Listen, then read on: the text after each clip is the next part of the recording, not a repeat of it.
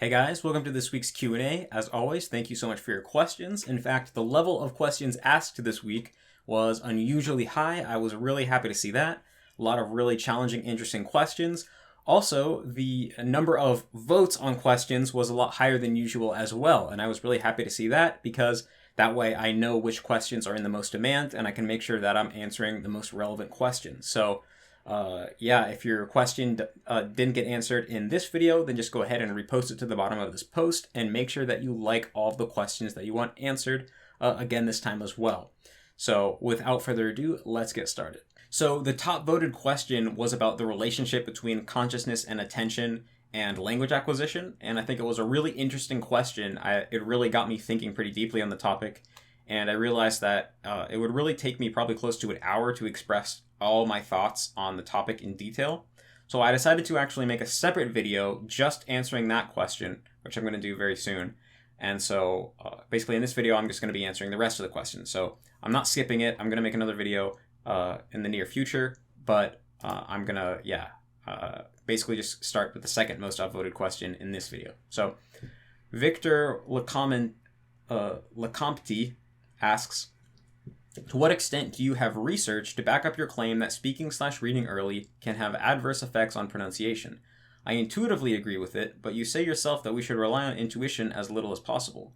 Besides, I'm biased towards believing the part that relates to speaking because it is stressful for me to speak with strangers and make mistakes. Also, how easy do you think it is to fix those pronunciation mistakes later on, e.g., through a short-term intensive cure of audio immersion and shadowing?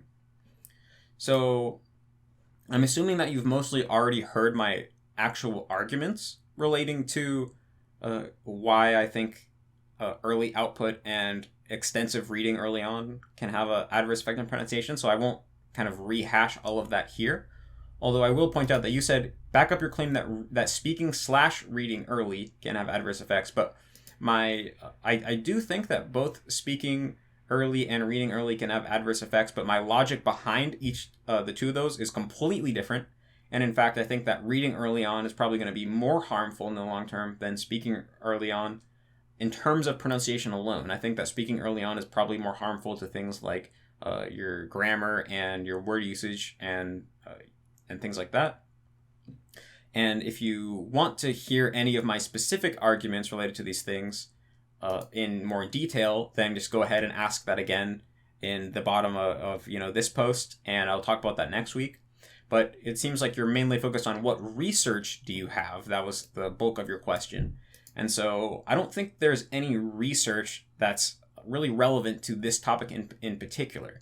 I don't think there's any real linguistic studies that cover people learning languages in the way that I recommend you learn languages, all the way to fluency, and comparing different different methods with different results, right? I don't really think there's any actual linguistic studies that follow people who have, learned mostly through listening without doing any output in the beginning for the first year or two until they became able to understand the language perfectly and then started speaking. I don't think there's any research on that. So basically, whenever we're talking about AJATT, MIA style philosophy, it's not really based on research because linguistics hasn't been doing research on that, as far as I know. Like, we have Stephen Krashen, but I mean, even Stephen Krashen, right?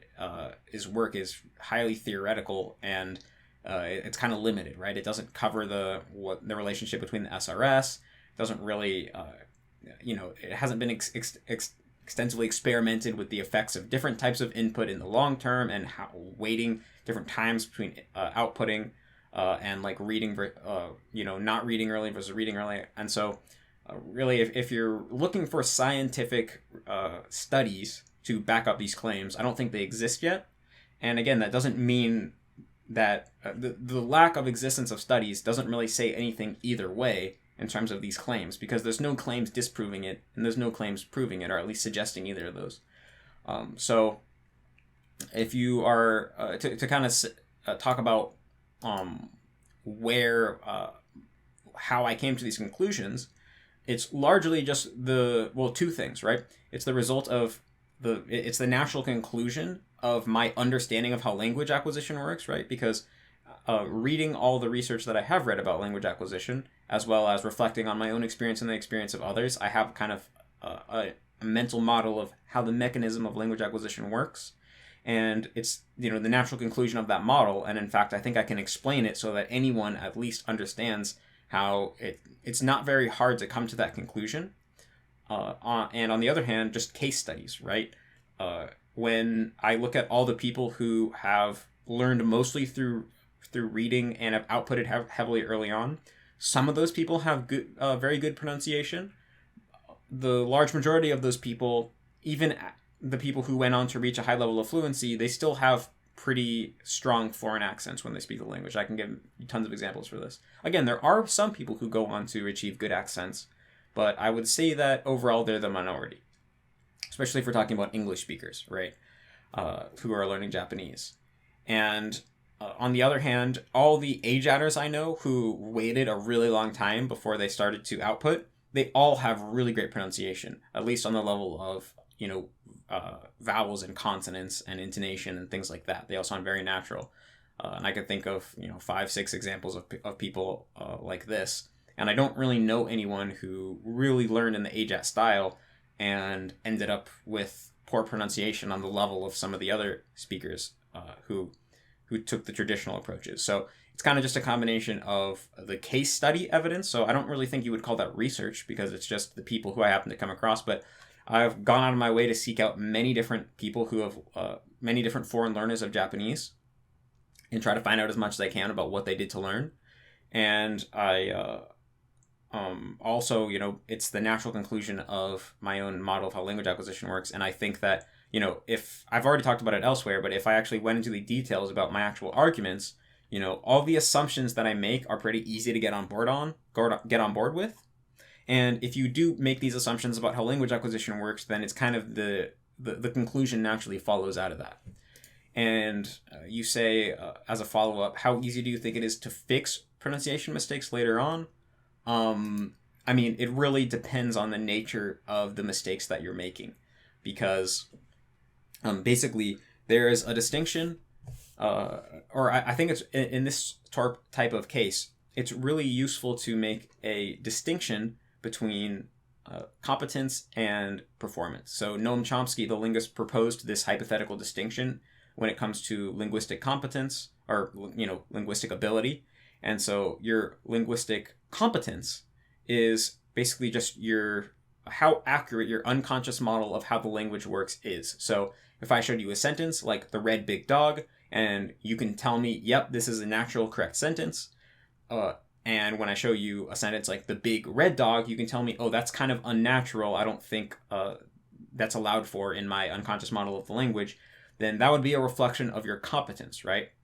Whereas your performance is what actually comes out of your mouth when you're speaking. So even native speakers make performance mistakes quite often, right? Like when I watch my videos back, I realize that I make tons of grammar mistakes, like pronunciation mistakes. But when I'm listening to the recording of myself speaking, I notice these mistakes. I notice, oh, that sounded completely wrong. Why did I say that? Oh, that word came out so wrong. How did that happen? And so even though I know what's correct, I'm still not able to speak perfectly just because I'm a human. I make mistakes. I'm not a robot. Can't be perfect, right?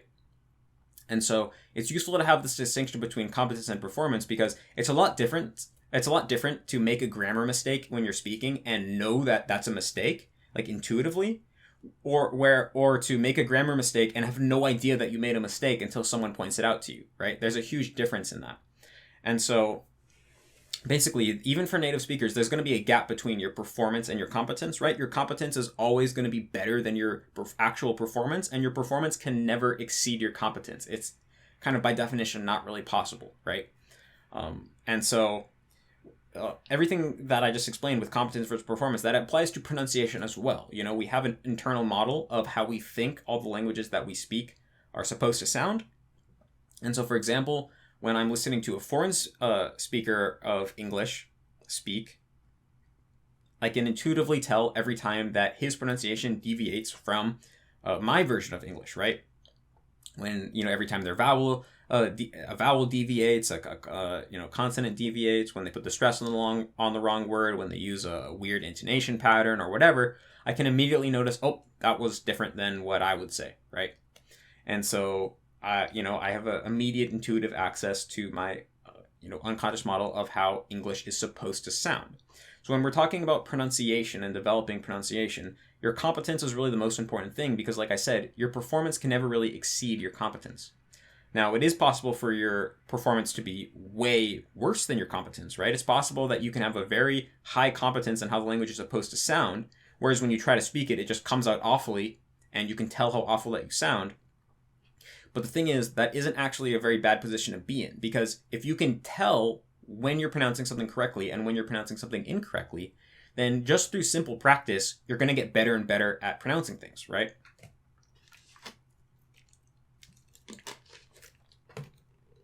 And so if you have high competence related to how the language is supposed to be pronounced, how it's supposed to sound, then probably just a week of shadowing will get you to a pretty good level of pronunciation in the language, because you're going to be able to tell when you get it right and tell when you get it wrong. When you get it wrong, you're going to hear how you got it wrong, and you're going to know what direction to nudge your the movements of your mouth in order to get closer, and then you're going to just keep making micro adjustments until it sounds correct to you. And so really it's just like how you can learn to ride a bike in a few days if you really practice, right? The same thing is true with pronunciation if you have the competence. If you don't have the competence and you can't tell what it's supposed to sound like, right? If you can't tell whether you're pronouncing it right or not, if you can't, for example, hear a foreign language speaker of the language and tell exactly where they're getting it wrong, then you're not going to be able to correct your own pronunciation, because you're going to be like a blind person trying to draw a self-portrait, right? If you can't tell what you look like, then you're not going to be able to reproduce that.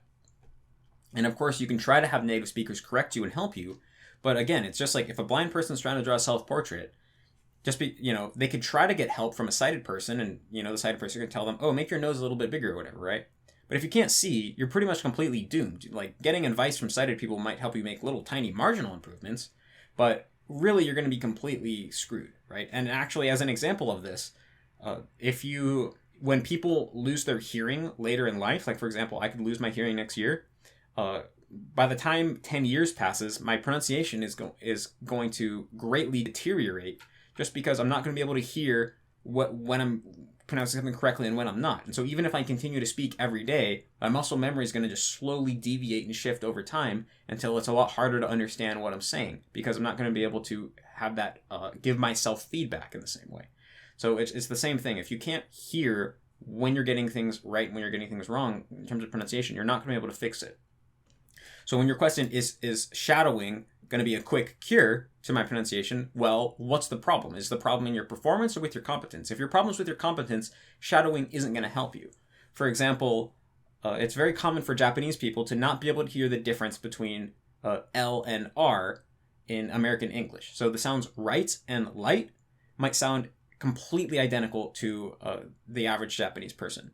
So if they were trying to shadow and get better at English, when they heard the word right, for example, they might try to mimic that and say light, right? So they hear right, they say light, or something like that. They're not going to perfectly nail either of those sounds, but they're not going to be able to hear that they got it wrong because they can't actually hear the L sound or the R sound, which means that they're not going to be able to improve at anything, right? The whole idea with shadowing is that you hear the discrepancies between your voice and the native speaker voice, and then you fix that deviation, right? You realize, oh, I'm not aligned, and then you align it. If the Japanese person who can't hear L and R, they're not going to be able to tell that they're unaligned, and so they're not going to know to fix anything. And so it's just going to be like a blind person sitting and drawing a million self-portraits. They're never going to have any idea whether they're getting better or not, and so nothing's going to change. And so basically, if your problem is with performance, shadowing is going to help you get better very quickly. If your problem is with competence, then shadowing isn't likely to do anything for you. And basically, my whole argument about why early reading, or excessive early reading with a lack of listening, is really what I would say, is going to be harmful for pronunciation. It's precisely because it's going to damage your competence more than it's going to damage that's the point, right? It's going to damage your competence, meaning that when you're learning how to read a language through reading, right, you're still reading it inside of your head, right? You're pronouncing all the words, you have intonation patterns or whatever, but if you haven't developed good listening ability in the language, you don't really know what the language sounds like yet. And so you're basically making up how the language sounds, right? You're making up your own spoken dialect of the written language as you're reading it. You're going to be pronouncing all the vowels slightly differently than natives, all the consonants differently. You're going to put the pitch accents in the wrong places. You might not even have a concept of pitch accent at all. You're not going to have any of the intonation patterns that natives have. You're not going to blur your speech together the way that natives blur their speech together, because when natives are actually speaking, they don't actually pronounce every syllable that's in every word. They slur things together in very specific ways, just like how, for example, in English, in my dialect of English, I would say, I don't know, right? I don't know. I wouldn't say, I don't know. And this is actually something that, people, foreign speakers of languages that are very skilled still get wrong, is they actually pronounce too many things. They don't slur things together. So, I've heard very good foreign language speakers of English say things like, I don't know, right? I don't know. Whereas I would just say, I don't know. And so, you have to know exactly how to slur your speech so that you can sound like a native. And so basically, if you're learning the language through reading, as you're going along, you're making up what you think the language sounds like. It's inevitable. Humans just, it's extremely difficult to read without sub-vocalizing it in your head, without adding the narration in your head. And so you're basically creating, your competence related to how the language actually sounds is going to be completely wrong, right? It's going to be completely different than how natives actually think the language sounds. And so now you have this giant task in front of you to take this completely wrong version of how the language sounds and correct it and get it to match the native version of how the language is supposed to sound. And that's possible, but it's a lot harder than simply developing the correct version of how the language sounds the first time, right? So it's kind of just like how it's easier to build good habits the first time than build bad habits and correct them. And I could go a lot more into detail on my arguments related to this. That's kind of just a summary of it. But I think you can see it's kind of self-evident when you really sit down and think about it. And also there's plenty of actual real-world examples that demonstrate this. So yeah, if you want any clarifications about the specifics of my arguments, then I'll be happy to talk about that. Christian Palmtree asks, I am usually really burned out after work, yet I still get at least 3 hours of active listening every day. Although I truly enjoy the shows I watch, I sometimes feel myself zoning out because I am so exhausted. Is this normal? Do you have any general suggestions so I don't feel like I am wasting my precious immersion time? I think it's definitely normal in the sense of if you have a very exhausting full-time job, then when you come home from work at the end of the day, you're going to be exhausted. As human beings, we have a limited amount of physical and mental energy each day. And if you exert yourself throughout the entire morning and afternoon, then yeah, you're going to be exhausted when you come home. That's kind of just the reality, right? And so, of course, immersing while you are completely mentally drained is not going to be as useful or valuable as immersing when you have a lot of mental energy and are more revitalized. But at the same time, I think it's kind of inevitable, right? If you're someone who has a full-time job, then, maybe you just only have after work to spend on learning Japanese. And so, of course, learning Japanese is probably going to be more challenging for you than it is a student who has tons of free time and barely has to do any work. But that's just the reality, right? You have more on your plate, and so, it's going to be more challenging. In terms of what you can do to improve your situation, if you don't already, of course, exercising regularly gives you more energy. Having a very strict, healthy sleep schedule, it's going to give you more energy. Having a good diet, it's going to give you more energy. Training your mind through meditation can lead you to have better concentration and keep you from zoning out. But, besides basic stuff like that, and, a more fundamental lifestyle change, like reducing the amount of time you work or changing the type of work that you do, then I think it's just going to kind of be something that you have to deal with, right? Just like if you have a full-time job and you're going to school to get a degree, you're going to have a lot rougher of a time than if you are just a full-time student with few responsibilities. And so I think that's just how it goes. I don't think it's impossible. I still think that you probably are going to get a lot out of your immersion time, even if you zone out here and there. So I definitely think you should stick with it. But I also think you might just have to accept that it's not going to be as smooth and productive as if you were doing it in the morning when you had a lot of energy. So Rivers asks, hey Matt, in your 3-hour video you mentioned that Japanese people from time to time would comment on your Japanese as being cute. I've had similar experiences in regards to my own Japanese when speaking to friends or work colleagues and find it frustrating. I was wondering, 1, do Japanese people still say this to you about your Japanese? And 2, do you think the problem is directly related to vocabulary choice or pitch accent? So actually, in the past year or two, I kind of stopped getting that from Japanese people. And a few months ago, I actually brought it up to Japanese people. I was talking to some Japanese people I'd met recently, and I brought up how, people always tell me that when I speak English, I sound cool, but when I speak Japanese, I sound cute. And they didn't really click with them. And so I think I kind of solved the problem. And I think really what it was in hindsight is just, what makes you sound cute are all the little mistakes that you're making, all the little deviations that you make from sounding native level, or from sounding like, completely indistinguishable from a native. They kind of stick out and they just end up making you sound cute. Kind of just like how, a 5-year-old who mispronounces words seems kind of cute, right? If you're just the right amount of, you're good enough where you're very close to a native. With a native, you're very, you can communicate no problem. Overall, you sound pretty Japanese. But there's just a few things here or there that are off. I think it can manifest as sounding kind of cute, right? Just like how sometimes we find, as, a native English speaker, like it's common for native English speakers to find certain foreign accents cute, right? In a similar type of way.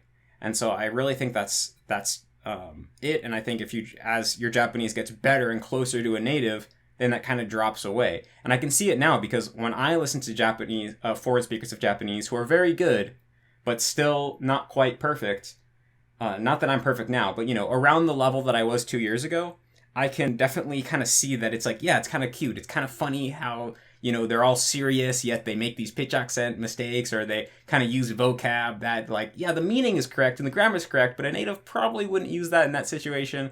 It's just kind of funny and cute. And so really, I think the solution is to just get better at Japanese and close that gap between the natives, and then that kind of goes away. And you said, do you think it's directly related to vocabulary choice or pitch accent? Yeah, definitely. I think all those, I think it's all the little things about your Japanese that deviate from natives kind of contribute to that. So like if you use a word that's like, more difficult, like you use a fancy kanji word when a native speaker would just have used an onomatopoeia, that's kind of part of it, right? Or if you use a word that means the right thing, but it's just kind of like the wrong context, like you just kind of, or you got you used the wrong verb, so it's kind of funny, even though they can tell what you mean. Or yeah, you pronounce words with the wrong pitch accent, that can kind of just sound funny, and so I think just little things like that end up, add to you sounding cute. So yeah, that's my kind of current take on that. Normal Wario asks, have you ever used any of the timeboxing techniques Katz talks about on the AJATT website? What are your general thoughts on timeboxing? I'm going back and filming this because I realized I never actually explained what timeboxing is.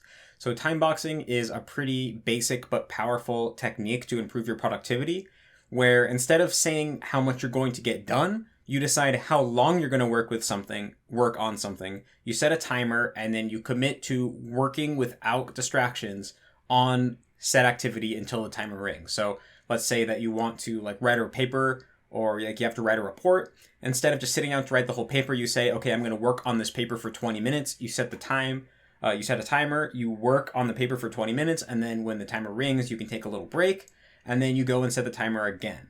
And so the basic idea is that it helps you overcome procrastination because it chunks up big, intimidating tasks into little, manageable chunks.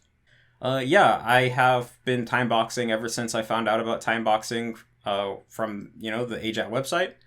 I know that on there, Katz has a bunch of pretty intricate techniques when it comes to timeboxing, but I kind of always just kept it simple, basically just before I would a lot of times I use it especially for activities that I'm not that excited about doing. So if I'm going to say like, okay, I'm going to, research this topic, or, reply to emails that I don't want to reply to, or I just have something I need to get done, I'll just do it for 25 minutes and then, take a break for a little bit after, and then do something else for 25 minutes. And I just find that basically organizing your time, like choosing how you spend your time based off of actually how long you're going to work on something, is generally better than deciding how much you're going to get done, because you can't control how much you're going to get done, but you can control how long you work on something, right? So if I say, hey, I'm going to write a script for a video, I can't really know how long it's going to take for me to write the script to the video, right? Sometimes it goes really smoothly and I get it done in like an hour. Sometimes it's just really difficult and I can't find a good way to express the ideas I want to express, and it might take me like 5 hours, right? So if I say, I make a list of what I want to get done for the day, and I say, okay, well, I'm going to write the script to that video and reply to those emails and then like go do this other thing, right? Then like I don't really know how long each of those things are going to take, so I might not be able to get them all done, right, and follow my schedule. But if I say, hey, I'm going to work on my video script for 2 hours, and then I'm going to do this for an hour and this for an hour, I can definitely stick to that schedule because it's not reliant on any factors that I don't know about yet. And of course, it's also easier to not procrastinate, because if you're going to say, hey, I'm going to finish activity X, that can be very intimidating to your mind. But if you just say, hey, I'm just going to work on it for a half hour, I get done when I get done, and then I'm going to do something else, then that's a lot less intimidating. So it's good for that too.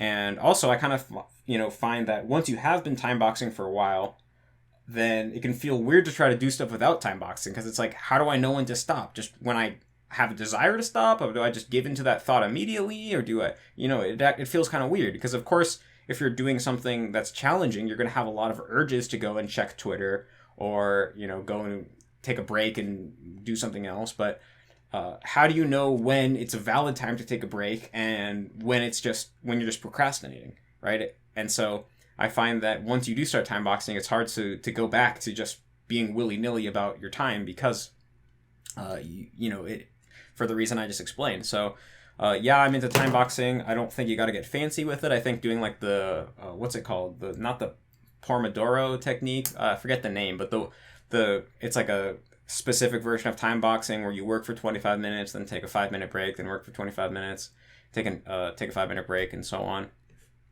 And I do that a lot. I think it's good. Sometimes I'll just, be more freestyle with it. Just be like, hey, I'm going to read for like half an hour, and then just, set the timer and go. So I don't have any like specific advice regarding time boxing besides, if it sounds like it might be useful to you, then maybe go read some of the articles about it on the AJATT website, or just Google it probably, and then start experimenting with it, because I feel like it's the type of thing where there's no magic recipe. It's just kind of a useful tool, and you got to find out how using that tool works best for you. But I use time boxing all the time. I think it's really great. I think it's pretty universal. I think it's more like a general productivity thing rather than a Japanese thing or a language learning thing. And because I'm mostly focused on language learning, because I feel like you can go anywhere else for productivity advice, I don't really talk about it too much. I'm not really trying to be the guy that does literally everything you need. I'm not trying to be like a general self-help guy. I'm just trying to help you learn languages, because there's a lot of other self-help people that could probably help you way more than I could if I was actually trying to. So that's basically the reason I haven't publicly talked about time boxing. I think I've probably talked about it in the chat or whatever before, but yeah. So, I don't know how to pronounce this name. Manuel asks, before or during your hardcore AJATT phase, did you ever find yourself doubting the process? As much as I enjoy watching anime all day, I can't help but feel that it's not really studying and I should pick up a textbook instead. It sounds too good to be true sometimes. It's like the rational/logical part of me is telling me to do something else, even if my gut tells me immersion will work. Maybe I was brainwashed by my teachers. So me personally, I never really had to deal with this. I never doubted the process, and I think this was because I was doing AJATT when I was, 17, 18, 19. I was really young and kind of gullible. And so, I read the AJATT website, and I really, for whatever reason, it really clicked with me. I really just felt like Katsumoto was speaking to me. I just had this very deep conviction that what Katsumoto was saying was true, that it was the way to go, that it would definitely work. Especially, you know, as I've talked about before, when I showed my host mom when I went to Japan for 3 weeks when I was in high school, when I showed my host mom that video of Katsumoto speaking where he's wearing the blue shirt, and she said that he sounds like a native Japanese speaker, that really just, you know, set off some kind of light bulb in my head. Just clicked, and I was completely sold. Never had a doubt in my mind for a moment, and so I had no trouble feeling that way. I was completely convinced that textbooks were a waste of time. But I recognize that most people aren't going to be like that, and like you said, it's not something you can choose, right? You can intellectually understand. I mean, actually, you say that your logical, rational part of your brain tells you to do something else, but your gut tells you to immerse. I think it would be the other way. I think probably it's for you the other way, because basically, intellectually, you know that immersing is going to be the best way to learn a language because, you know, you have understood what I have said, and that's why you decided to do the AJATT method. But your gut tells you that it's a waste of time, and that's why you have this doubt, right?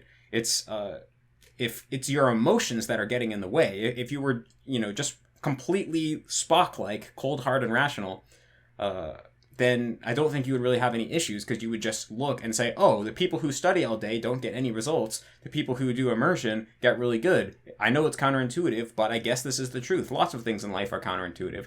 And then you would have no problem sticking with it, right? It's really an emotional issue.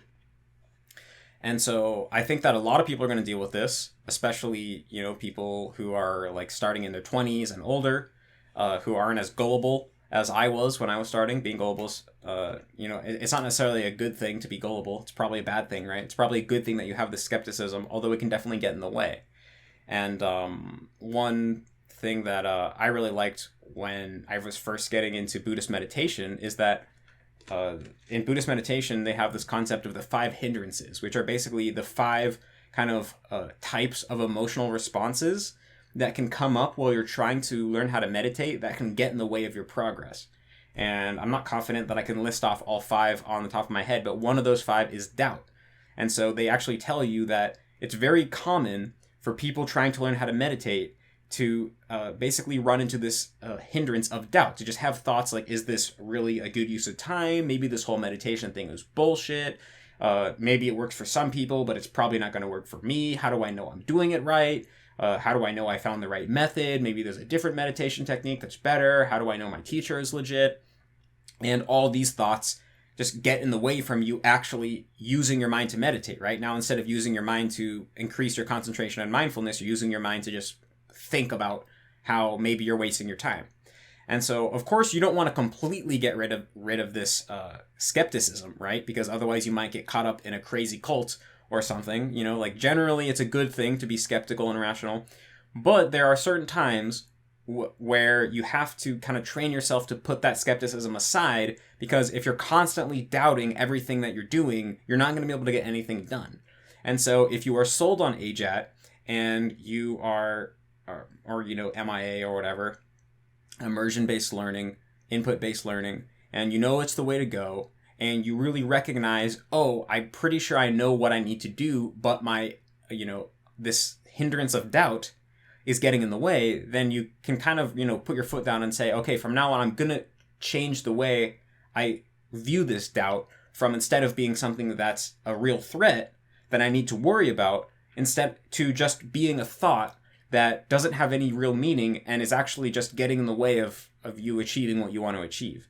And if you really commit to making that change in perspective, I think that alone can make a big difference, because now when you have those thoughts come up saying, oh, is this really a good use of time? Maybe I should just pick up a textbook. Instead of being like, going through the whole process of trying to convince yourself that that's not the case, you can just throw it out and be like, nope, that's just doubt. It's a normal thing. All normal, rational adults experience doubt in various situations. That is what's going on. I'm going to not listen to it. And the more you do that, the easier it will be, and the less of a grip it will have over you. And so that's one thing that I recommend, kind of just trying to change your relationship to those type of thoughts and feelings. The other thing that I think is probably going to be more practical for most people is to focus on your progress. Because once you start really feeling your progress, that is going to be the most convincing thing, right? So if you really pay attention to what activities you engage in and then what effect those activities seem to have, you're going to start noticing cause and effect relationships. And so if you start, so if you're spending a few hours every day watching anime and paying attention to the anime, and then you start noticing that you're understanding more and more, your brain's naturally going to see the cause and effect relationship there, and that doubt is going to go away, right? Once you have your own direct experience, which verifies that the process works, then your problem's basically solved, right? There's no more room to be skeptical because you've already seen the results. So in a way, you only really deal with this problem up until the point where you start seeing your own results. And this kind of makes me think that you're kind of new to the immersion style of learning, because if you actually are immersing, you should start seeing results very quickly, like within a month or two. You should have plenty of results. It should be pretty clear. And so that's one thing to keep in mind, is that if you are very new to this, like, it's still your first or second month, then just keep in mind, hey, the first couple months are always hard because you don't have results yet. If you don't have any results yet, that means you're completely going off of faith, which is a recipe for doubt. But if I just keep going, very soon I'm going to have results, and that is going to help, make my doubt go away. It's going to basically be the solution. And so that's another thing that you can keep in mind. And another thing that I'll say is that sometimes progress is very incremental. It happens very gradually. And what can happen is that you get a little bit better, but it's so small that you don't really notice it very clearly, and then you acclimate to it. And so what that basically means is that, maybe you get, 5 points better at Japanese, and then within a day, it feels normal for you to be at that new level of 5 points higher than you were the day before. And so you don't really feel better because you just feel normal, right? Your current level feels normal. So let's say you start out at 10 points of Japanese, you get 5 points better, now you're 15. Well, within the next day, it feels normal to be 15. So you basically forget about what it was like to be 10. It almost feels like you were always 15, and then maybe a few weeks later you bump up to like 20 points of Japanese ability, and suddenly that feels really normal, and you kind of forgot what it was like to be 15. And so since your progress is so gradual and you acclimate to it so quickly, you never really have a moment where it hits you where you're like, oh wow, I've gotten a lot better, right? But you can actually kind of train yourself to pay attention to your progress. And what this looks like is that whenever you, for example, hear a word in your immersion that you've never heard before, you have to take a moment to be like, oh wow, I just got better. Like last week, I wasn't able to recognize this word in my immersion. Now I am. Or if you start getting to that point with a word where you start noticing it all the time, every time you notice it, be like, oh, that's it. Yep, I'm noticing this word all the time before I completely missed it. Or every time you understand a whole sentence, be like, whoa, I just understood a whole sentence that used to almost never happen to me. And if you actually learn how to be very critical of your own ability, you should notice that it's getting better all the time. Because if you look closely enough, then you're going to notice tons of micro improvements. And the more you can hone in on those micro improvements, then the more you're going to realize that you are indeed improving. And then the more motivation you're going to have, and the more faith you're going to have in the process. And so I think training yourself to basically notice all of your micro improvements is really key to motivation, because feeling that you have improved is pretty much the most motivating thing in this whole process. And it's pretty much the fire that keeps you going. Is that feeling of, oh wow, I have gotten better than I was before. I have grown, and then you also see at the same time, I could grow more, right? I did activity A and then I grew. If I do activity A more, I'm going to grow even more. And it's that kind of projection onto the future that is very exciting and motivating, because once you see the potential and the possibility, then you want to actualize it. And so I think it's really important to really hone in on your progress, because it's so easy to hone in on how much farther you have to go, right? Because if let's say you go from 10% comprehension to 15% comprehension, that's a huge jump, and you can be very excited about that and appreciate that, or you can be like, oh, I still have 85% to go, right? Before I had 80, now I have 85, or before I had 90%, now I have 85% to go. If you're focusing on how much farther you have to go, then all of your small improvements are going to feel meaningless, right? Because they're so tiny. So it's really important to focus on what you can do, and not really focus on what you still can't do.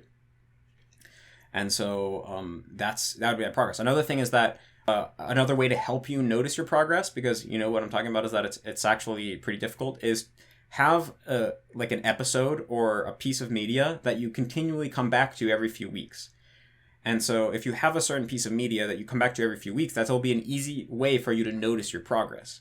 Like, I remember I always used to come back every few weeks when I was in my hardcore AJATT phase, where I would watch the first episode of Toradora.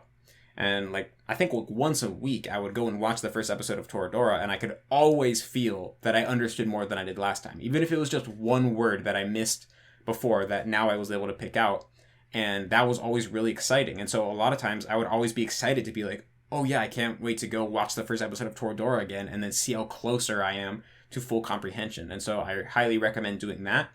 You can have a bunch of pieces of media that you regularly come back to, and that will actually give you a ruler to measure your own progress and not fall into the trap of always acclimating to your new level and then forgetting how bad you used to be before. Whew. So Josh Randall asks, who would win in a fight between you and Yoga? Parenthesis, prison rules. Probably Yoga. He's a lot bigger than me and a lot stronger than me. He like works out and stuff. Not the strongest or biggest guy around. Don't think I'm very good at fighting, so. In general, Yoga's like a more aggressive, kind of more physical type of guy than I am, so I'm sure he would beat the shit out of me. Dave asks, oops, actually, let me take a drink of water first.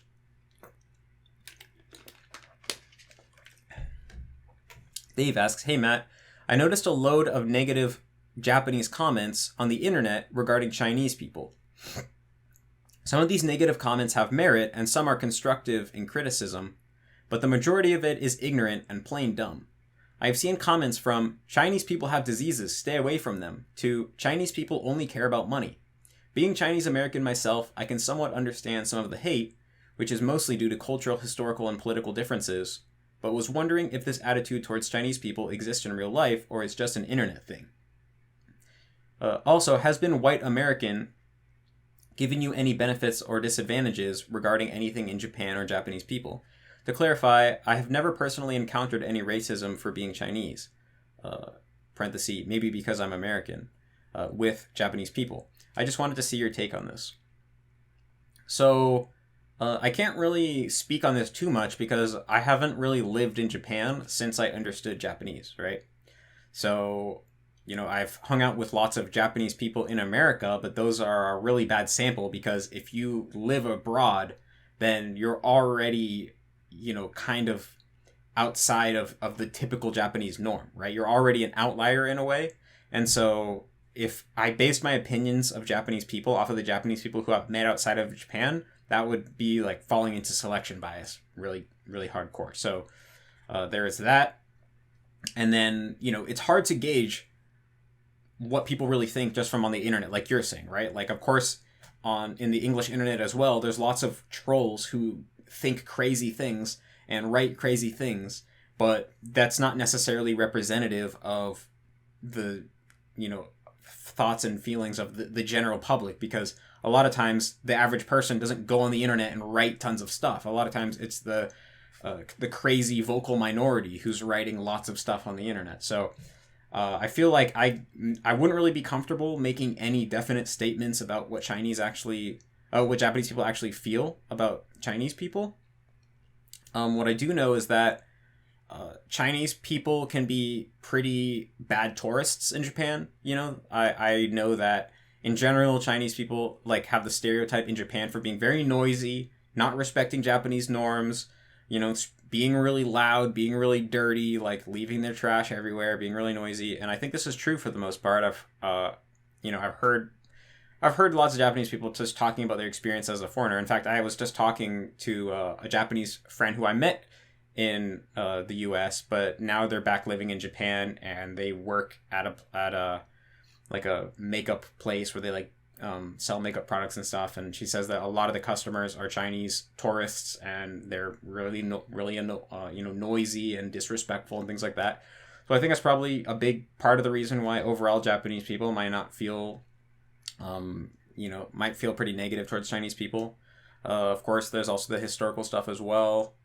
And also I think there is just a lot of pretty gross racism probably as well. Like I remember one of my close Japanese friends who I met over here, he told me about how his dad was pretty much just straight up racist and just hated Chinese people for like no reason, basically. Like was just like, oh, they're less of a, they don't deserve human rights. They're like less of people than, the rest of the world. So there probably is a lot of just straight up racism. And you do hear a lot of stories of basically immigrants from other parts of Asia being treated as second class citizens in Japan. Like there's the issue of Zainichi, like Koreans, basically people of Korean descent who were born in Japan, and they're treated like foreigners their whole life, even though they might only speak Japanese and have never even left Japan. And I know that's a big issue. Like I remember a long time ago reading a Yahoo Answers thing, or the Chiebukuro, the Japanese Yahoo Answers thing, where this guy is like, hey, I've been dating this girl for like 6 months. I really like her, but I like accidentally looked at her wallet while she was in the shower, and I saw her like foreigner registration card and found out that she's Korean. How do I dump her, like, without seeming like a douche, right? And so remember that always stuck with me. So I think there is a lot of racism probably as well. I can't really speak to the extent of it or how widespread it is, but I think there is a lot of racism that kind of just comes from, it probably stems back pretty far, and, you grow up with it, and it kind of becomes a blind spot to you, right? It's like if everyone around you is kind of racist, you kind of, as a kid, you just absorb those, and you never really have an opportunity to question those, like, sentiments that you have, and then I think it just kind of, and you pass it on to the next generation. And so, I think that probably Japanese people are pretty racist towards foreigners, especially foreigners who aren't white, and that's, it's pretty messed up. I think it's kind of just a blind spot that Japanese people kind of have. And but again, I can't really speak to the exact extent of it, what segments of Japanese culture or like Japanese people are more racist or what are, and it's hard for me to say. And I imagine that there are tons of Japanese people who aren't racist at all, who are, totally, liberal and down to earth and think on their own and think it's really fucked up that there's so much racism in Japan. But it's hard to tell what percentage of people are like that, what percentage of people are not like that. And I mean, even in the U.S., like the U.S. is really big. I live in a suburb outside of Portland, Oregon, and everyone is pretty much really liberal here. But I know there's other parts of the, United States where people are much more conservative, and there's still a lot of racism in different parts of the U.S. And so it might be a similar thing where it kind of depends on where you are, depends on how old you are. Maybe in the right places, the younger generations are kind of on the same page that we are, whereas the older generations are kind of, closed-minded and have some messed up views. But again, I think I would have to live in Japan for a few years before I would actually be able to tell you, what is the deal with racism in Japan. As of right now, it's kind of just, it's probably there to some extent due to how much I hear about it, but I can't really say more than that. With regards to experiences that I've had being a white American, again, I haven't really been in Japan since I have been able to understand and speak Japanese fluently. So my experiences are very limited. When I was in Japan, I remember that everyone was very favorable towards me. People seemed to like me just because I was American inherently, but they also definitely treated me differently than Japanese people. That, like, they treat me differently than they would treat Japanese people. Like, for example, people would always assume that I wouldn't be able to eat certain foods, or that I wouldn't know about what certain things are, or that, I was a certain way, like that I liked certain music, that I had certain opinions, that I would have a certain personality. They have a lot of stereotypes that they would put me into, but overall they were very favorable towards me. So at the time when I was in Japan, I wanted to be treated like a Japanese person, so every time they would assume something about me or treat me differently because I was a foreigner, that would really bother me, even though that it was, in general, very favorable, right? Like, they'd give me lots of free passes and things. I didn't like that. But, basically it was all positive in that way. And then, outside of Japan, it's kind of different, right? Because when you're actually in America and you're American, it's like, of course, it's hard to say. Of course, Japanese people aren't going to treat you like you're Japanese. But, I mean, yeah, of course, Japanese people still assume a lot about me. Like, the Japanese people who I've met outside of Japan, I mean, in a way, they're just so confused because it's like, we're in America, I'm American, yet somehow I speak their language and seem to understand some stuff about their culture. So a lot of times when they first meet me, they're just so confused because I'm like, they've never met anyone in my category, you know, they've never met a foreigner who's very good at Japanese, like outside of Japan. And so it's kind of just like, they don't know what assumptions they should have about me. And so in general, they're pretty much just like, you know, they don't really assume anything. They're kind of just like, wait, so are you like this? Are you like that? You know, like, so you're not like a lot of times they're like, oh, are you half Japanese? No, like, oh, are you actually native level in English? I'll get things like that. And so basically they mostly just treat me as an individual nowadays, and I think like that's just because I'm in such a unique position. They don't know what box to put me in. When I was in Japan, I definitely got put in the white foreigner box, which basically means that they assume you're incompetent in certain ways, which means they assume you don't understand their culture, and you can't really speak Japanese, or you don't really know what's going on. But they just kind of like you unconditionally, and are, you know, happy that you are in their country, and, you know, want to, you know, do motenashi to you, and, like, you know, make you have a nice stay, and, like, do you favors and stuff like that. So, yeah. So, Tino Jehudi asks, using the 6-point model of language ability, how would you approximately grade someone succeeding at JLPT 1? So, I'm assuming you mean what is the minimum level of Japanese ability you can have in order to pass JLPT 1? Because I could succeed at JLPT 1 and I would grade myself pretty high, right? Whereas someone else might be a lot worse than me and they could still pass JLPT 1. So really, you have to basically, the only way to give any sort of coherent answer to this question would be, what's the very minimum amount of Japanese ability you could have and still pass JLPT 1 N1? And the deal is, JLPT doesn't test output abilities at all. It pretty much only tests your comprehension abilities. And so there's you know, the bulk of the 6-point model of language ability is about output, right? It has comprehension on one axis, and the other 5 axes are all about, you know, the different aspects of the language that you produce. And so, really, I feel like you would probably have to have a 5 or a 6 level of comprehension on both reading and writing. Or sorry, both listening and reading comprehension, like written language ability comprehension, spoken language ability comprehension.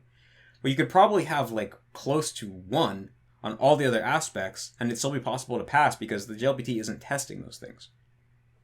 And the other thing is that, you know, no matter what model you make to try to measure language ability, it's going to be limited in some way or another. And because I created the 6-point model of language ability to measure, basically, to be more practical, to measure ability in the way that it matters in the real world, it's hard to apply directly to the JLPT.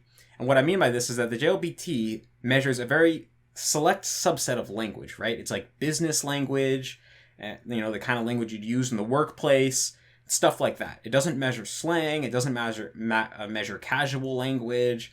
And so there's basically, if you just want to study for the JLPT, there's a very kind of small subset of language that you need to know.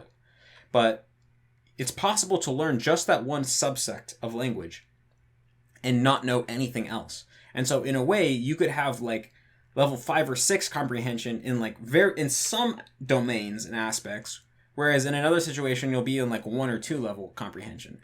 And so basically, because the JLPT is so contrived and reflects reality so poorly, and I designed the 6-point model of language ability in order to actually reflect reality as close as possible, they're really incompatible, I would say. Especially because, for example, you know, the listening section of the JLPT N1, it probably has some pretty advanced vocabulary in certain parts of it, right? And maybe even some pretty advanced grammatical structures and things like that. But it's recorded by a voice actor who over-enunciates and speaks super slowly and clearly. So it takes a different kind of language ability, a different kind of listening ability to understand that than it does to understand casual speech that's being spoken very quickly and very, mumbly and blurred together. And so again, it's because the 6-point model language ability, I designed it to be very comprehensive, and the JLPT is kind of like the opposite of comprehensive. They're really just not compatible. And just one thing I'll say now to kind of show how limited the JLPT N1 is. I was just watching a video of this Korean guy who started Japanese from 0, and he passed N1 in 75 days, so in 2.5 months. In just 2.5 months, he went from 0 to N1. So that kind of just shows you can just sit and memorize a bunch of crap and be able to pass the N1 and have pretty much no Japanese ability. And so I guess I would say the minimum amount of language ability to pass N1 would probably be like 5 or 6 on comprehension, and then maybe on like grammar and phrasing, if we're talking about speaking ability, maybe you have like 2, 3, 4, and then the rest could probably be 1. But yeah. So Kyle Wilkinson asks, Japanese is a tough language for English speakers with things like pitch accent and completely different concepts and words. I was wondering if English is just as tough for Japanese people to learn. For example, pitch accent requires active study in order to be able to acquire it, in order to be able to be accurate with it. But would a Japanese person need to study stress accent, or a stress accent able to be obtained naturally? So I haven't really dealt with Japanese learners of English very closely, not nearly to the extent at which I've dealt with English speaking learners of Japanese.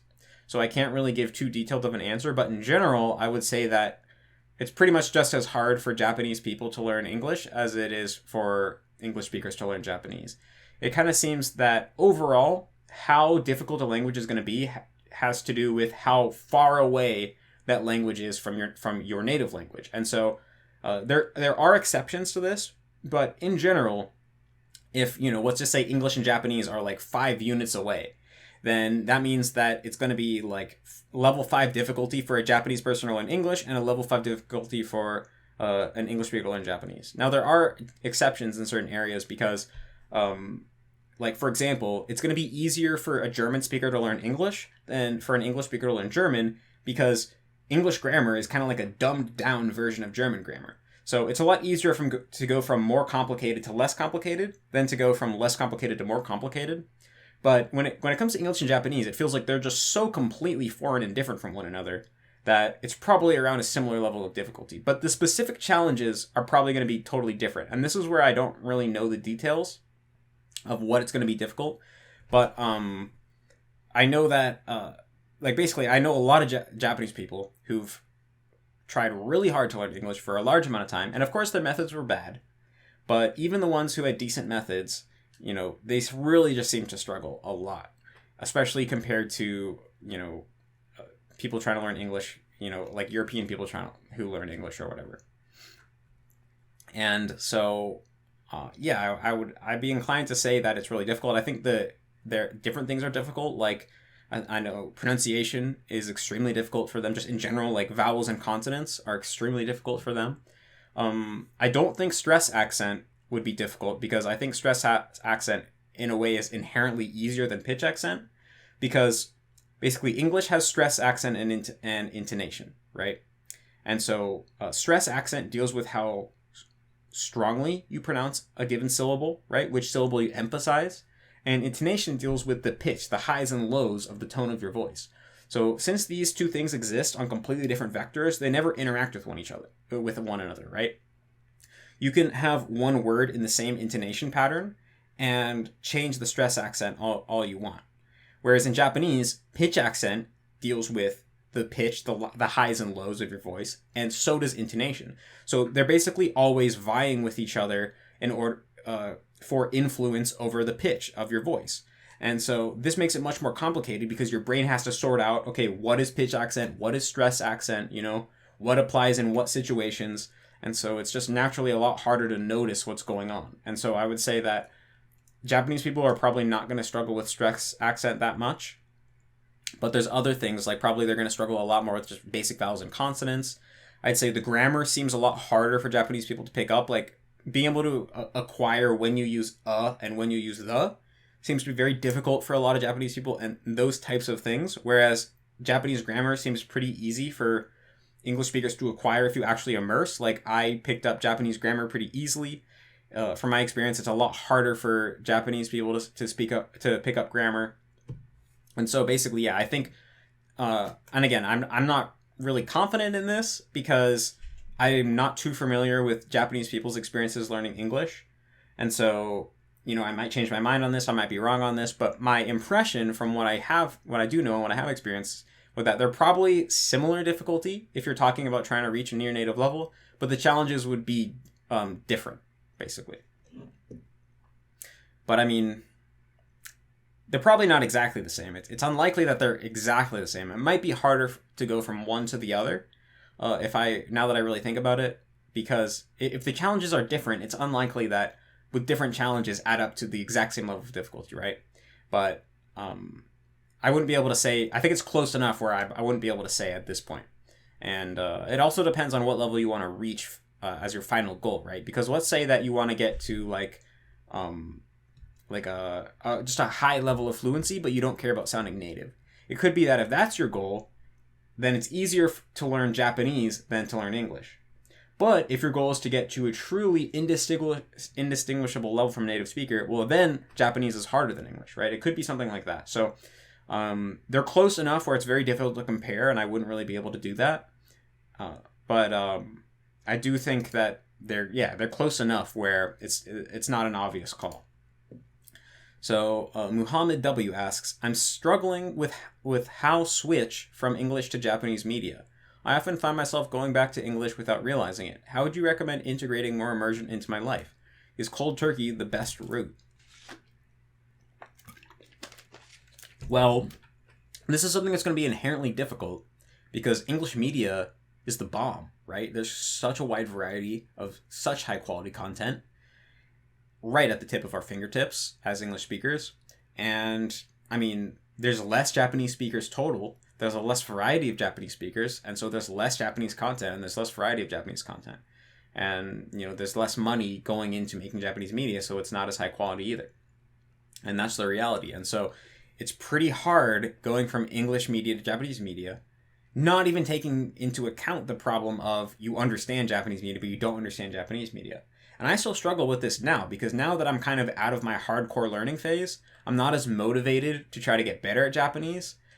It's more kind of like and so basically, I find myself spending way more time in English because there's just so much interesting English content, but not nearly as much interesting Japanese content. Like, there's no Joe Rogan experience in Japanese, right? There's no real stand-up comedy in the same way there's stand-up comedy. There's no educational YouTube video essays. And so it's definitely a challenge.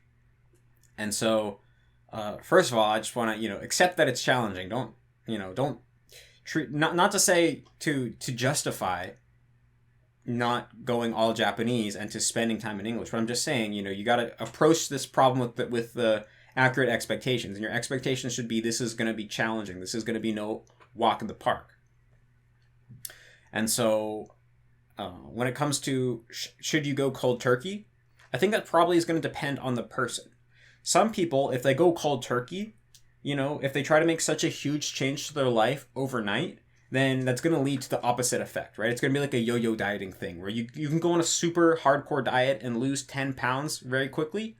But what almost always happens is as soon as you go off the diet or your willpower runs out, then you immediately gain it all back and then more, right? So the human mind, the human psyche, sometimes it's like a pendulum. If you pull it too hard to one side, that's just going to result on to it going to the other opposite extreme. And so playing around with making huge changes to your life overnight is a very dangerous thing.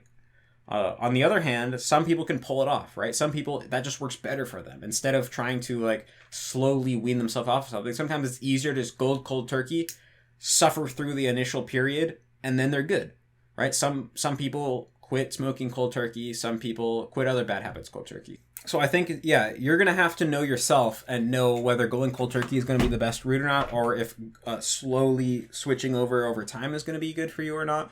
One thing I would say is it's probably good to plan some exceptions, even if you're going to try to go almost all Japanese, because if you don't plan exceptions, then you're going to end up cheating anyway, and it might be even worse. So it's like the way that the psychology works is that if you know that you're going to have some time where you get to do stuff in English, then when you do get tempted outside of that, you're going to be able to basically wait longer. You're going to be able to have more willpower because you're going to know like, oh yeah, I know I really want to go watch that English TV show, but I'm going to get to that on Saturday anyway. So just push yourself a little bit more. Whereas if you're like, I'm never watching English again, then when you get tempted, it's going to be so hard to fight it because it's going to kind of feel like now or never, right? And so I would definitely, whatever you do, plan in cheat days, basically. Or not that you're going to go a whole day in English, but basically cheat time. And, a lot of people have a lot of success with that. But basically, tips to getting Japanese media more, try to discover new media that you like in Japanese. Invest a lot of time and effort into finding new stuff in Japanese that you like. Don't be lazy about this. Don't just assume that your tastes in Japanese are going to be the same as your tastes in English, because they probably won't be, So if you're just doing the same exact stuff you do in English, but in Japanese, that's going to be extra challenging because that's basically just like, going to a first-class sushi restaurant every single night for like your whole life, and then suddenly going to like conveyor belt sushi the next day. And if you do that, you're going to notice how shitty the conveyor belt sushi is extra, right? Whereas if you went from going to high class, like the first top-notch 5-star sushi restaurant every night, to instead eating ramen, that might not be so bad because you're not going to be comparing it as much. And so I would say try to discover totally new things in Japanese that are unique. It's also going to just be more motivating because it's going to feel cool. It's going to be like, oh, this new cool thing that I found, I would never have experienced this or be able to experience this if I wasn't learning Japanese. And I feel like that type of thinking is really helpful and really motivating, right? Because if Japanese is just, a different version of English to you, then you're not going to be very motivated to master it. Whereas if Japanese offers you new things that you didn't have before, then actually is a real reason to put some work into it. So I would say try to discover new stuff. Don't get lazy about that. It's really easy to be lazy about looking for new stuff because it's hard work trying to find new stuff in the language, right? Most stuff out there you're not going to like, and so it takes a lot of searching to find something good. And so you have to be diligent about putting in the work to do that. Because if you're lazy about that and you're just immersed with the same stuff that's gotten boring to you, then you're going to start to hate it and then you're going to stop doing it. So that's basically all I have. I can't give you any specific media recommendations because everyone's different, right? Everyone's going to like different media. But I would say, if you go out of your way to look for it, there's lots of recommendations. You can go into the server, get lots of recommendations about stuff. You can just Google in English about different types of Japanese media. There's tons of stuff you can find. So that would be my advice. Muhammad W. also asks, how do you plan on moving away from piracy for the future of MIA? Basically, what Yoga and I have... Well, so basically, yeah, Yoga and I have kind of decided that we're going to move away from piracy for the future of MIA because... piracy is illegal, and so if we're directly associated with illegal activity, that really limits our growth potential and our opportunities. Like if MIA continues to grow, we might actually be able to do things like sign, make deals with actual dictionary companies, right, and actually have access to the newest versions of certain dictionaries, right, or other things like that. And so we have to basically clean up our act. And and another thing is just that a lot of people are just turned off by piracy, right? And so if we're directly associated with illegal activity, that's also just bad for MIA's reputation. It's bad for the potential, and then MIA might not reach as many people, right? So the goal that Yoga and I have for MIA is to have it help as many people as possible learn languages as much as possible. And so that's why we have decided to start moving away from piracy in the future. But basically our policy is going to be like, we're not going to ever condemn you by pirating stuff, because of course I pirated tons of stuff throughout my time learning Japanese. There's a lot of stuff that if you're not living in Japan, you simply can only access through piracy, or even if it's possible to access it legally, it's actually much more convenient if you pirate it, right? Like, you can't take the, like, you know, if you pirate an anime and you have the files on your computer, then you can use subs to SRS to make flashcard decks, to take the audio out and put it on your phone. It actually, there's a lot of practical reasons to pirate things beyond just that you want to, you know, steal something and not pay for it, right? And so, and also, some people just don't have that much extra money laying around, and I don't think someone should not be able to learn a language efficiently just because, you know, they don't have enough extra money to spend on stuff. And so I would never condemn anyone from pirating stuff, but we're just going to not be able to help you with that directly in MIA, right? So if you want to pirate stuff, there's tons of people on the internet who can help you with that. You know, you can go to 4chan for that. They're all about piracy. And so you'll still be able to pirate or whatever. It's just that officially we're not going to be able to help you with that or talk about that publicly or anything like that, because again, that hurts the potential of MIA to become the, you know, best thing that it could be. And so we're kind of just going to be hush about it, and probably, yeah. So before, I didn't like the idea of not, you know, moving away from piracy, because I knew that if I wasn't helping people with piracy, then someone else would pop up to help people with piracy, and then people would have, like, MIA alone wouldn't be enough. And I didn't like that. I wanted MIA alone to be enough. Like, hey, if you found MIA, that's all you need. I can provide you with all the resources you need to get fluent. And, or all the resources you could ever want to get fluent, right? All the best resources. Whereas now it's like, hey, if you want all the best resource or whatever, that probably involves stealing a bunch of crap, and we're not going to be able to help you with that. So now you're going to have to go, like, you're going to have to take MIA and combine it with 4chan piracy threads or whatever. And so, I mean, I didn't like that before, but I've just realized that overall, in order for MIA to be the best thing it can be, I have to let that go and, yeah, clean up our act, basically. And so how we're going to do that specifically is basically, I mean, we're not just going to overnight change anything, but well, first of all, we're probably not going to make any videos that teach you how to steal stuff. We're probably going to slowly take down the videos that we do have up that directly teach you how to steal stuff. And basically, we're going to, you know, slowly, basically, we're going to, like, not really allow for that in the server. We're just going to, you know, if people start talking about that stuff, we're just going to, like, say, like, hey, talk about that elsewhere. And basically, I think the one thing that we're going to keep for a while are the dictionary files, like the Epwings and stuff, because those are, first of all, they're, like, really old, right? Those are, like, over 15 years old, and probably, like, you know, they're so obscure, right? It's like there's no other way to get dictionary files besides these Epwings. It's not like we could pay for them, but instead we're stealing them.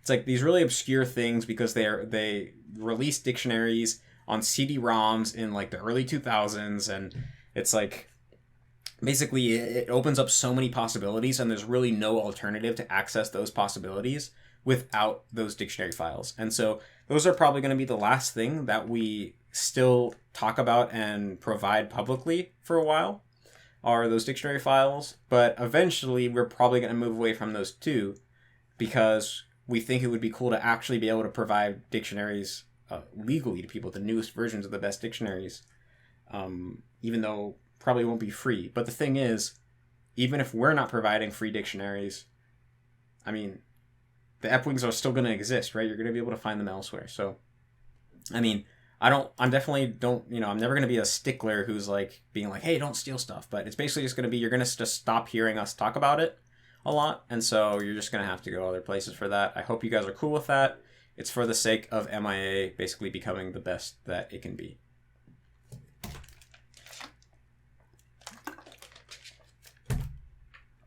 So,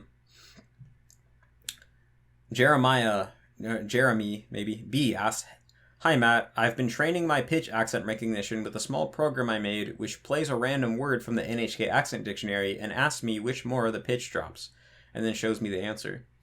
Does this seem like a productive way to go about improving one's pitch accent recognition abilities? Looking at my statistics, I seem to be slowly getting better, so it's working to at least some extent, but I thought I'd ask your opinion. If you're interested in the whole story, I do filter the word list so that the probability of getting each pitch pattern is equal. Otherwise, you'd get way too many Heibon words, which would screw up the statistics. I also train with different word lengths. I do some 2 Mora words first to get warmed up, then 3, then 5, then random. My reason for playing back completely random words rather than just memorizing pitch patterns of individual words using Anki is to take memorization out of the equation and concentrate on recognition ability. The thing is, I can't hear pitch fluently yet, so it's all just speculation at this point. So I would say that I would speculate that your approach would work for training your pitch accent recognition. What I would say is, you said that you're trying to test yourself on what Mora the pitch drops after.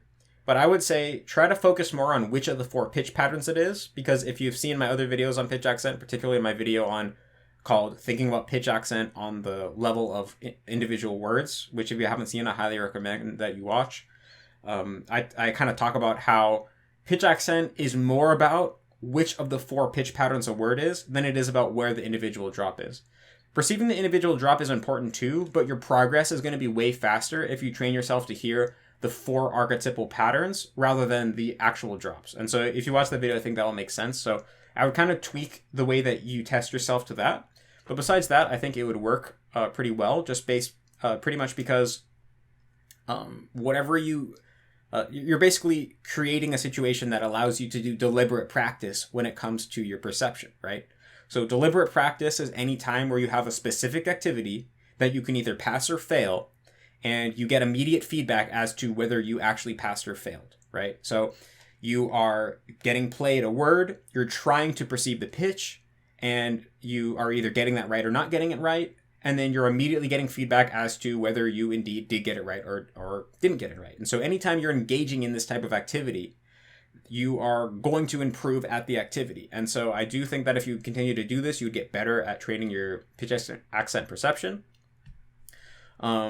I also don't think that it's necessary, because you can basically create a situation where you're doing the same type of deliberate practice just within your immersion. And this is kind of what I have been recommending people to do. It's basically, I'll go over quickly because I've talked about it elsewhere, and you can find it in the past Q&As. But basically, if you just write down on a piece of paper, you get a piece of paper, a normal piece of paper, you break it down into 4 quadrants, and in each, you dedicate 1 quadrant to each of the 4 pitch accent patterns, and then you write the 20 most common words for each pitch accent pattern. So you have the 20 most common words that are Heibon, the 20 most common words that are Tamadaka, so on and so on. And you paste this piece of paper right next to your computer screen or wherever you normally do your active immersion. And then whenever one of these words comes up in your immersion, you kind of pause, rewind a few seconds, and listen to the word and try to hear it in terms of the pitch accent. You just try to see, can I hear whether it's actually dropping where it's supposed to drop? And you either will hear, oh yes, it indeed did sound like it was Odaka, for example, or you'll be like, no, that's weird, it didn't sound like it was Odaka. And so you have the same mechanism of you're trying to perceive the pitch, and then you're either passing or failing. It's a little bit different because instead of guessing, you're trying to hear it. You're trying to hear if it sounds like how it's supposed to sound. But I know that this way works because it's basically how I trained my pitch accent perception, and I got really, really good at it. So I kind of recommend this right now just because it's kind of integrated into your immersion. I think it's a good way to, slowly do it. But it's interesting to hear. It will be interesting to hear how, your experience plays out doing it in this more isolated way.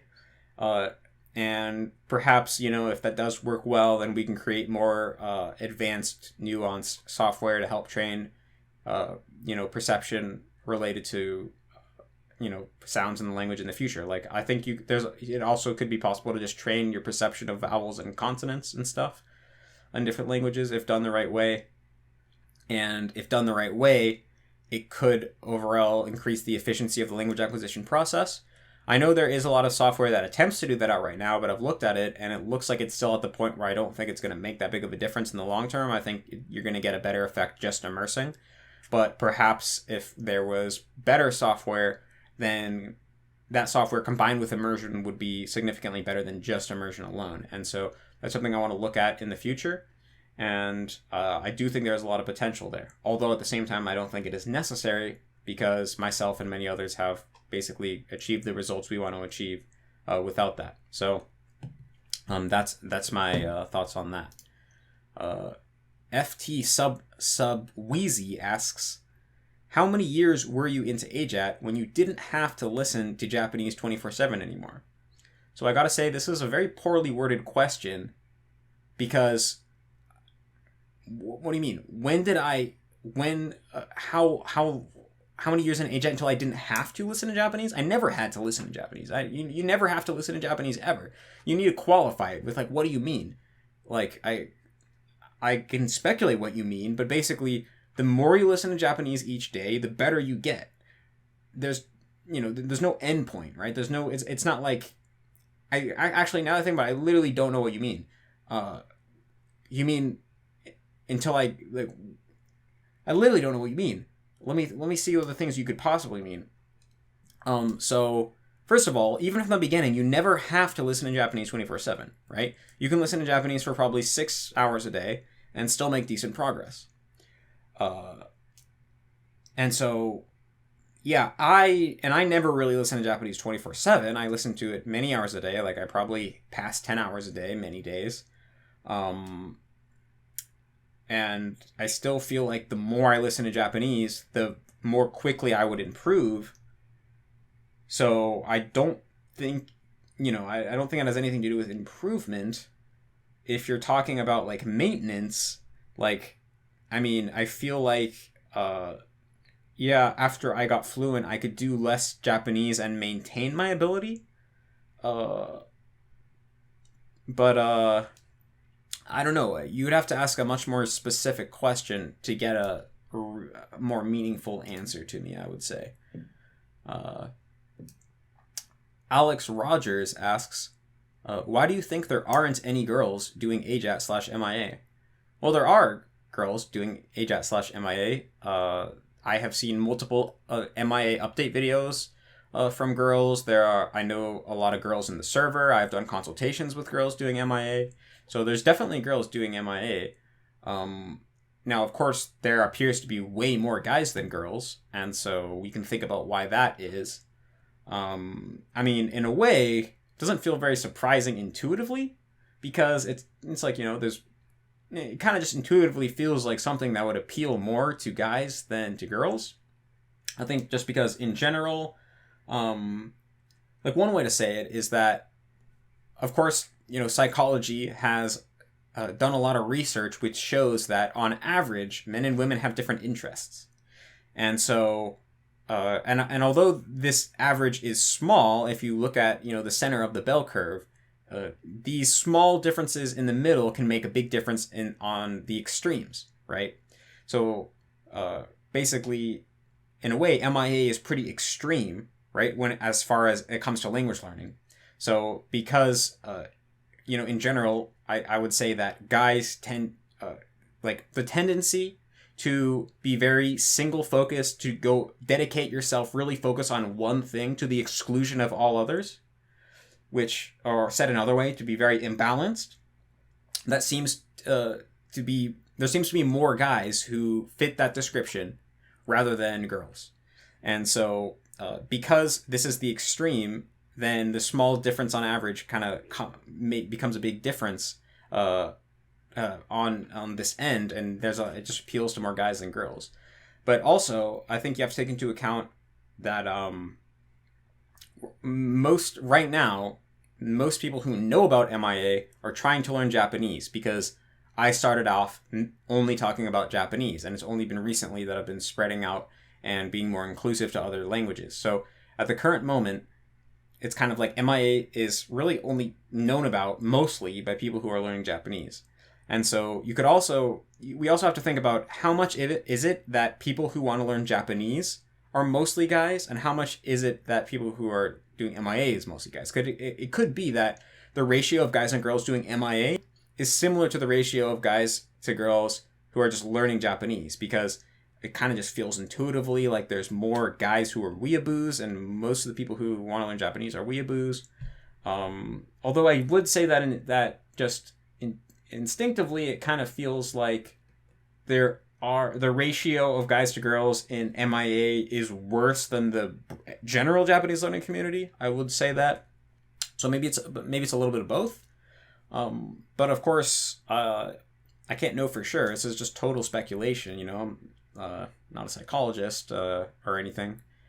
But yeah, I would say that probably just has to do a lot with the fact that girls in general tend to be more balanced, and guys tend to be more, single focused, and MIA is kind of by nature the type of thing that appeals to people and requires of people that they are pretty single focused. So I can see that it attracts more guys than girls overall. That would be my speculation, but who can know for sure, you know? Simone asks, "Hi Matt, at which point do you think it's okay to stop repping RTK cards? I've been doing this since the beginning, but I realize that my recognition skill is slowly decreasing. When doing sentence cards, though, I can get the meaning of a word without thinking too much of the kanji if I've already seen it a bunch of times. According to me, it seems like the purpose of RTKs is only giving you the feeling of I've already seen this kanji before. Then only through sentence mining can you really reinforce the skill of recognizing words forever. What's your opinion on this? When did you stop studying RTK cards?" So you said that you view the point of RTK as getting to the point where you feel like I've already seen this kanji before.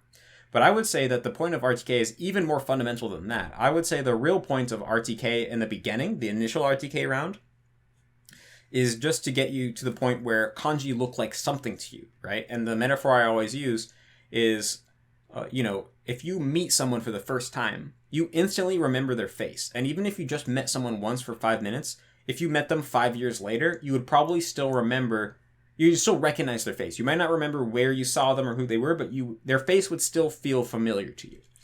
And so basically the goal with RTK is to get you to this point with kanji. It's not necessarily that you've seen every kanji or that you remember the meaning. It's just the point that get you to the point where now kanji look like something. Because when you first start learning Japanese, kanji look like a bunch of squiggly lines. You know, you could stare at a kanji for 10 minutes, then you could come back the next day and it would, you'd feel like you'd never seen it, that you'd never saw it before.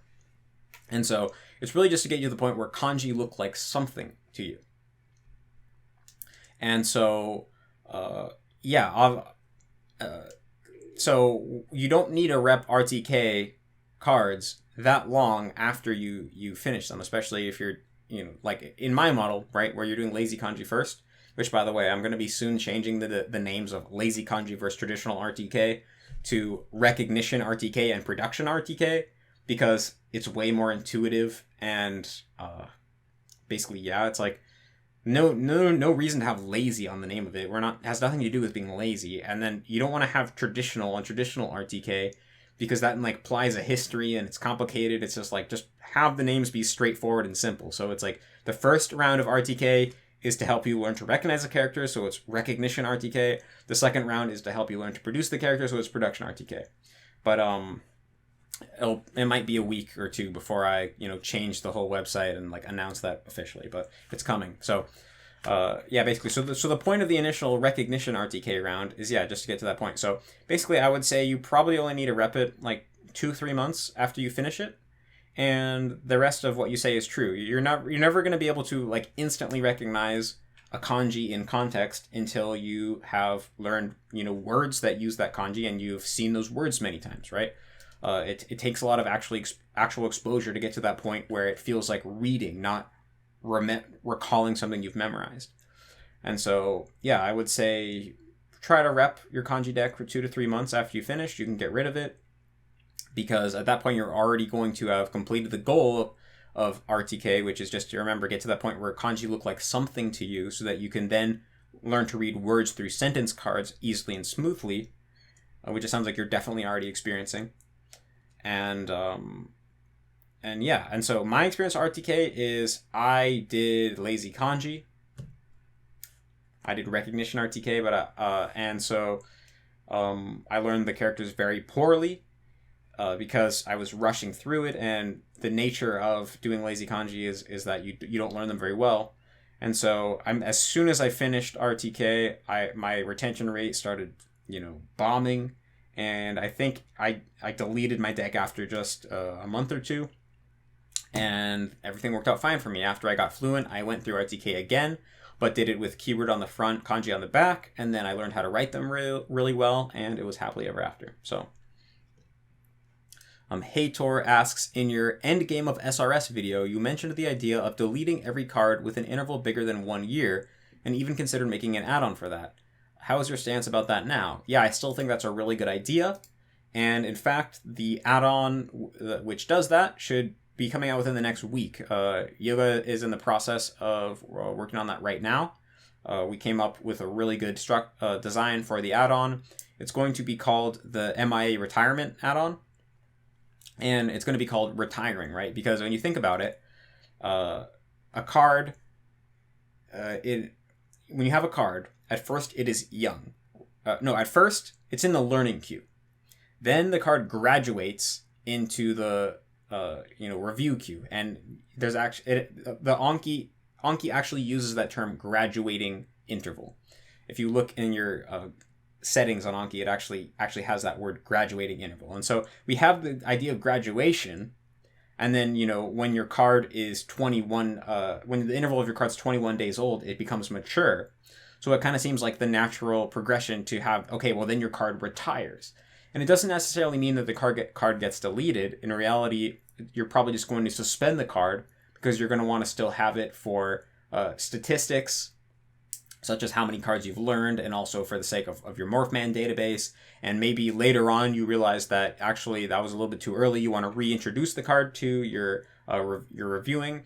And so it's not actually getting deleted, which we could say is dying. It's just retiring, which means it's still there, but now it's out of the workforce, And maybe it can rejoin the workforce if there's a special circumstance, but probably not. And so the idea is that, your cards will retire after a certain period, and the way the add-on's going to work is that you can specify when the retiring interval is going to be. You can make it 1 year. That's probably what we're going to recommend, but you can make it shorter or longer.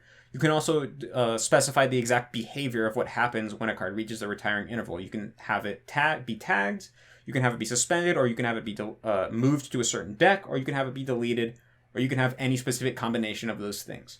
So it's going to basically have, you can be completely customizable, and it's going to be pretty good. It should hopefully change the Anki game. So, I don't know why it took us a year to actually make it, but it should be out soon. Look forward to that.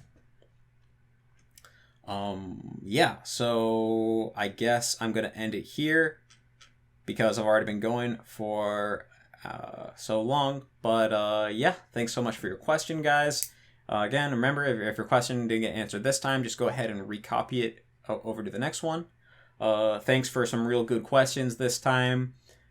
Keep up the good questions. Keep up the upvoting, because the more upvotes, the more clear it is which questions should get answered. And thanks so much for supporting, and see you next time. I don't think this is a one-size-fits-all thing. No!